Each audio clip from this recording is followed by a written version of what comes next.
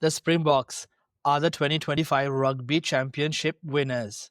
They scored the most tries, made the most meters, and executed the most clean breaks. They played a brand of rugby that was, at times, simply breathtaking. So, why does the data suggest they are vulnerable? Because this championship was won on a knife edge of risk and reward. The Springboks finished with the single worst defensive completion rate in the tournament, 80.3. Rassie Erasmus, the architect of the most suffocating defense in the world, has created an attacking juggernaut that seems to have forgotten how to tackle. Is this the new blueprint for world dominance, or a high-risk strategy that the North will ruthlessly expose? Today, you and I, in our mind's eye, are stepping into the war room with Rassie and his coaching staff. We are pulling apart the data behind the highlights to find the truth about the world champions. This is the analysis you won't get anywhere else, and it starts now.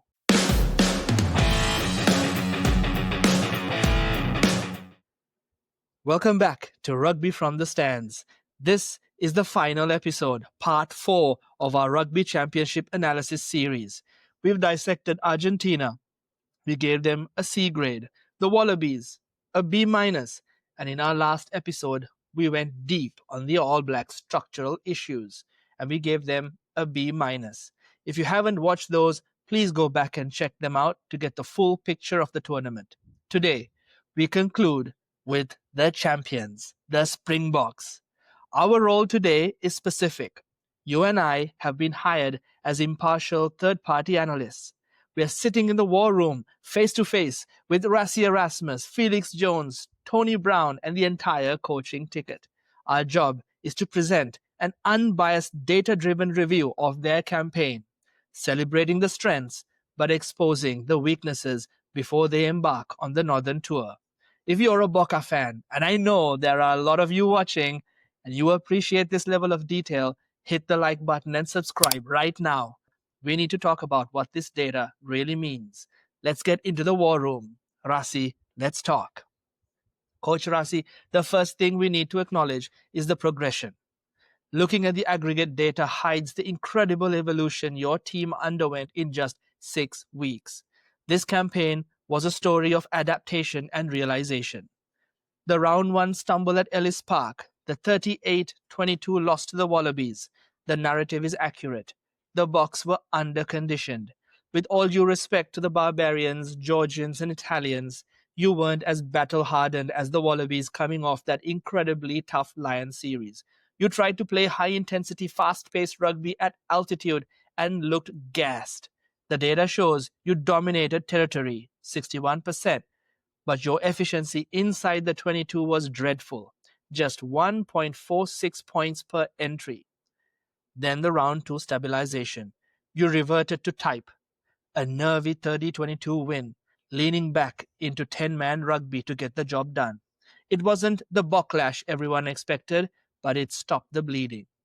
Then the Eden Park setback in round 3. The 24-17 loss to the All Blacks. A conservative approach with Pollard at 10. Lots of handling errors in the wet and an inability to adapt to the referee. The All Blacks disrupted the line-out, and again the execution wasn't there despite having the majority of the territory, 60%. And then the Wellington realization in round 4. This, Coach Rassie, was the turning point. The 43-10 demolition. You threw off the conservative shackles and unleashed the attacking structure you envisioned at Ellis Park. You trusted a younger backline. It was tight until the 60th minute, but the strategy of denying the All Blacks possession paid off. The physical toll you inflicted was immense. The last 20 minutes was scintillating. You broke them. And then the Durban Masterclass in round 5. This is where the Tony Ball attack structure fully materialized. The 67-30 win over Argentina, 9 tries, 6.1 points per entry. It was a statement.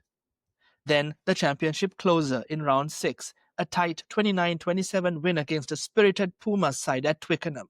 The scoreboard flattered them a little bit, but you won the key moments. just before and just after halftime, playing finals footy. And your scrum dominance neutralized their platform entirely. The trend line is steeply upward. You adapted, you evolved, and you realized your attacking potential. Let's look at what this new attacking structure really looks like in the data. It is phenomenal. Rassie, your team led the tournament in every major attacking metric. Tries, 27. Next best was 21. Clean breaks, 48. Next best was 38. Meters gained, 2,787 meters. Offloads, 48. Defenders beaten, 160. This is not the Springboks rugby of 2019 or even 2023. This is expansive, aggressive, and incredibly effective rugby. The key characteristic is the blend of power and pace. You're using the traditional Springbok forward dominance not just to grind teams down, but to create front foot ball for the lethal backline. The impact of players like Cheslin Colby, who scored 3 tries and 6 breaks, and Damian Williamson, 16 defenders beaten and 219 meters gained, is maximized when the forwards are generating momentum. But the breakout star, the realization of this Tony Ball system, is Sacha Feinberg-Mngomezulu. 50 points, 20 defenders beaten, the most in the tournament, 279 meters gained. We give his performance in Durban a 12 out of 10. He is the attacking pivot this structure demands. When this attack clicks, as it did in Wellington and Durban, it is currently the best in the world. As an All Blacks fan, watching my beloved team being shredded to pieces in Wellington was horrifying, especially that last 20 minutes. It felt like someone took my child's favorite stuffy and ripped it apart. But, Coach Rassie, we have to talk about the elephant in the room, the defense. The Springboks finished the Rugby Championship with a tackle completion rate of 80.3%. That is the worst in the tournament, dead last.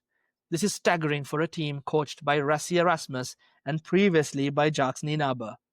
How can the best team in the competition be the worst defensively? This is the paradox we need to unpack. It hasn't costed you because of how you control the game. Heck, Cheslin even gave Argentina 2 free tries in 2 games and it didn't impact the result. But overall, you made the fewest tackles in the tournament by a significant margin, and you're mitigating the defensive lapses by dominating possession and territory. You're starving the opposition of the ball. They can't expose your missed tackles if they don't have the ball. But this is high-risk rugby. Look at the Wellington game in round 4. Everyone remembers the 43-10 scoreline. What they forget is that the Springboks missed 33 tackles in that game. Your completion rate was only 72%. In round 5 against Argentina, yes, you scored 67 points, but you missed 34 tackles. That's a very low 78% completion. The risk, Rassie, is what happens when you face a team in the north, like France or Ireland, that can retain possession, that can challenge your territory, and that can execute clinically. If they force you to make 900 tackles at 80% completion rate, believe me, coach, you will lose. The defense statistically is a major vulnerability masked by attacking dominance. We're halfway through the analysis of the champions. If you're enjoying this deep dive and the insights we're uncovering, please take a moment to engage with the content. Like this video, subscribe to Rugby from the Stands, and hit that bell notification. And let me know in the comments, what did you think of the TRC for the Bokke? Are you worried about an 80% tackle completion rate, or does the supremacy in attack outweigh the risk? I want to hear the debate. Now, let's look at the foundations. Coach Rassie, the platform your forward pack provided was the foundation for everything. Let's look at the stats, and then let's look beyond them. The lineout operated at 83.3%. The scrum at 89%. These numbers are okay, but they don't tell the real story. The stats measure ball retention. They do not measure dominance. The reality on the pitch was that the Springbok scrum was utterly destructive. The front row combination of Oxenshire, Malcolm Marx, and Thomas du Toit, and Wilco Low coming off the bench didn't just win their ball, they destroyed the opposition's ball. We saw you out-scrum teams and win the scrum on their put-in. The psychological damage it does to opposition forward packs is massive when you successfully do that. In the final game against Argentina, the Pumas essentially played without a scrum. Their strategy was to get the ball out instantly because they couldn't handle the pressure. When it was your put in, it was almost a guaranteed penalty. This level of dominance is rare. And the line out, Ebenezer has found a phenomenal partner in Ruan Nokia. Nokia with 11 lineouts won provided a reliable target, allowing Etzebeth with 14 lineouts won to thrive. This set-piece dominance is what allows you to control territory and possession. We have to highlight the key personnel driving this success. It wasn't just the system, it was the players executing at an elite level. Jasper Wiese. His return from the red card ban was pivotal. He is clearly the difference maker and the answer to the gap left by Dwayne Vermeulen. 15 defenders beaten. He provides the go forward, the physicality, and the work rate that defines the Bok pack. Arguably the best number rate in the entire tournament. Pieter-Steph, with a staggering 50 carries and 7 offloads, was back to his world-class best. His engine is incredible. The bomb squad is as effective as ever. R.G. Snyman and Quagga Smith coming off the bench consistently raised the tempo and the physicality in the final quarter of games. The impact they had in Wellington, Durban, and Twickenham was decisive. We mentioned Sacha FM, but the introduction of talent like Ethan Hooker suggests the conveyor belt is working. The depth you are building, Rassie, is frightening for the rest of the world. You have the cattle. The individuals are performing at an incredibly high level. All right, Rassie, we're summarizing the report for you and the coaching staff. The trend going into the Northern Tour is overwhelmingly positive. But what are the key action points for November? Number 1, address the defensive vulnerability. This is priority number 1. The 80% tackle completion rate is unacceptable for a championship team. While the strategy of dominating possession mitigates this, it's a massive risk against the top Northern Hemisphere teams, especially a team like France. We need to see a significant improvement in defensive cohesion and individual tackle technique. The goal must be above 88%. Number 2, refine attacking efficiency in tight games. When the attack flowed in Wellington and Durban, it was unstoppable. But in the tighter games, in round 2 versus Australia and round 3 versus New Zealand, the efficiency in the 22 dropped and errors crept in. The Tony ball structure needs to be adaptable to wet weather and high-pressure, tight encounters. We also noted 24 turnovers conceded in the Wellington win. That number is way too high. Number 3, maintain the physical edge and conditioning. The conditioning deficit seen in round 1 was resolved by round 4. The dominance in the collision zone and the final 20 minutes of games became your strength. This physical edge must be maintained. The Northern Tour is a grind, and the physicality cannot drop. Number 4, continue to blood in new talent. The integration of Sacha FM and Ethan Hooker was seamless. Continue to build that depth. The balance between the expansive game and the traditional power game is strong, but it relies on having the right personnel firing. Okay, Rassie and coaches, it's report card time. You won the Rugby Championship. You evolved your attacking game significantly. The set piece was dominant, and the individual performances were outstanding.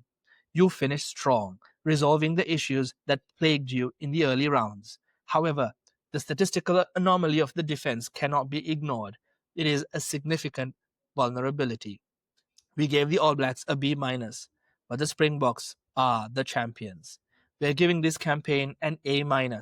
It's a superb result, a testament to your coaching and the players' execution. But we are withholding the straight A because that defensive completion rate and turnovers lost needs to improve before we can call this team the undisputed best in the world. Also, please tell Cheslin he's got overwhelmingly positive credit for all he's done for Springbok rugby, but his trend of giving away easy tries to the opposition must end, especially against the likes of France and Ireland. The 2025 Rugby Championship showed us a new version of the Springboks, an attacking powerhouse built on traditional foundations. They are the deserved champions, but the data reveals minor vulnerabilities that the North might be desperate to exploit. What do you think? Does the A- grade seem fair or unfair? How do you think the Boks will fare on the Northern Tour? Jump into the comments and let me know your thoughts. This wraps up our 4-part TRC Deep Dive series. Thank you so much for joining me on this journey through the data. Make sure to go watch the full 4-part series if you haven't already. If you enjoyed this analysis and the entire series, please make sure you hit that like button, subscribe to Rugby from the Stands, share this with other rugby fans, and hit the bell notification so you never miss an episode. Thanks for joining me in the analyst chair. I'll see you next time.